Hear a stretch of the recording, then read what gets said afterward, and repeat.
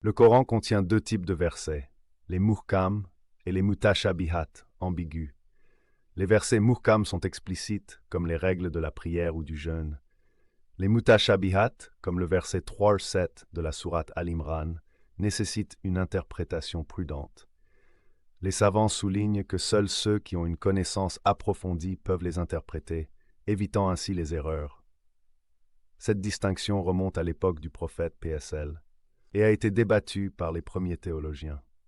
Durant l'âge d'or islamique, les écoles théologiques comme les Ash'arites et les Mutazilites ont divergé sur l'interprétation des mutashabihat. Les Ash'arites prônaient le bila kaif, sans demander comment, acceptant l'ambiguïté sans questionnement. Les Mutazilites, rationalistes, utilisaient le ta'wil, interprétation allégorique. Ces débats, illustrés dans les madrasas, ont enrichi la pensée islamique, mais ont aussi parfois conduit à des divisions, montrant l'équilibre délicat entre foi et raison. Certains groupes ont exploité les mutashabihat pour justifier des idéologies extrêmes. Par exemple, des dirigeants autoritaires ou des prêcheurs radicaux ont isolé ces versets de leur contexte, les détournant pour servir leurs agendas. Le verset 3-7 met en garde contre ceux qui suivent ce qui est ambigu pour semer le doute.